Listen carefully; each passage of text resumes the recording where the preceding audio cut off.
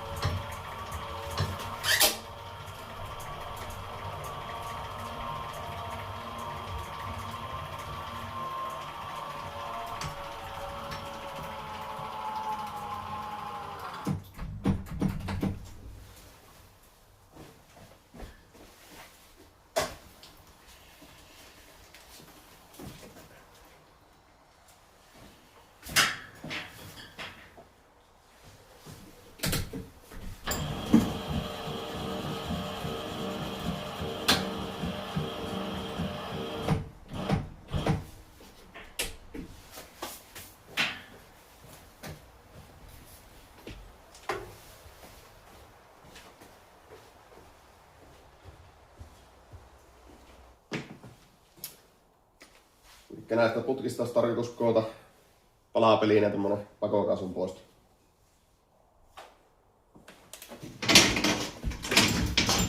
Ehkä joku päivä vielä ostaa ne joustoletkut. Voisi olla ihan kätevä. No, tehdään nyt vielä ainakin tällä lailla.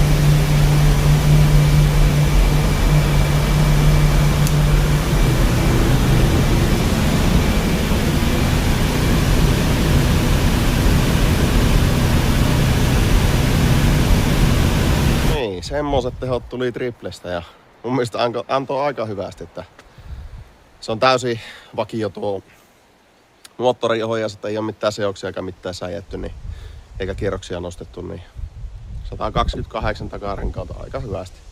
Tuosta on kyllä tosi hyvä lähteä turvottaa. Mutta mulla olisi tässä loppukevennykseksi, niin mä heinäkuussa hakkiin tommosen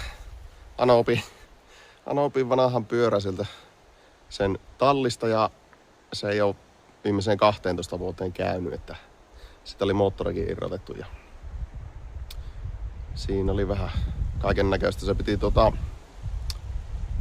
mä käytin siis auki sen koko lohkon ja putsailin pesin kaikki pinnat ja tarkistin, että siellä on kaikki osat sisällä ja kun mä en tiedä mitä sille on aikanaan tehty, niin en halunnut ottaa riskiä. Räjäytyskuvien kanssa sitten kasasin sen ja tietenkin mittailin kaikki välykset sieltä ja no sitten sylinterit tuli hoonattua, männät oli ok, männän renkaat ok.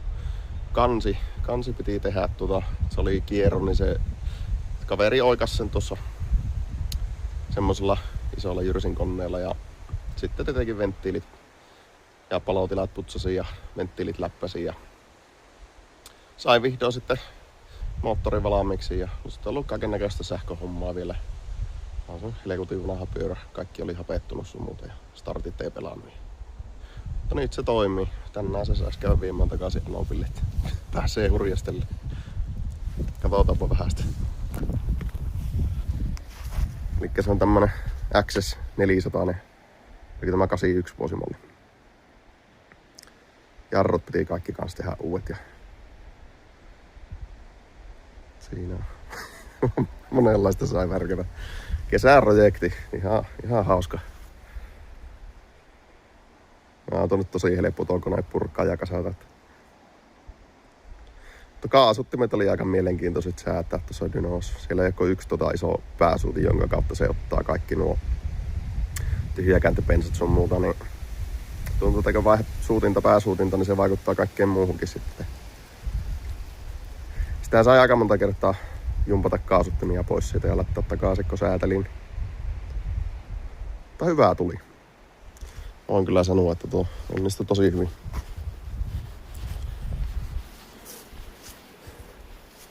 Se. Kai sitä testata vielä käyntiin. Ryyppy päälle ja virrat päälle ja heti käynti. Kylmällä koneella. Se kyllä rupesi toimimaan makiasti.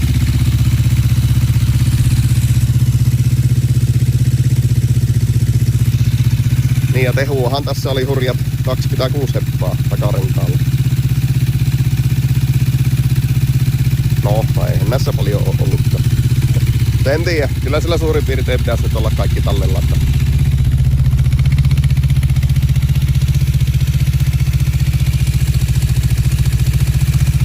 Jos se nyt jonkun 1000 kilsaa tällä saisi ajettua, niin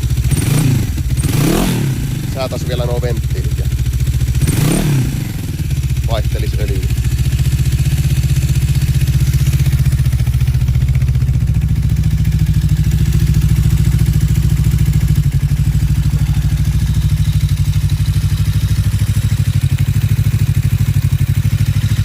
Semmo.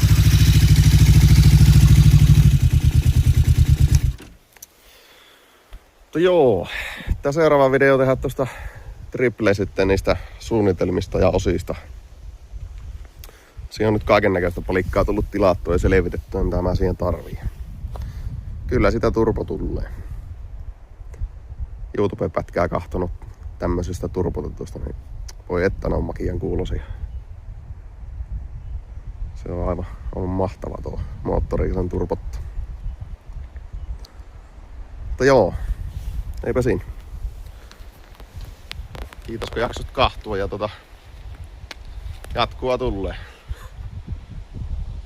Saadaan projekti kunnolla käyntiin sitten. Moro!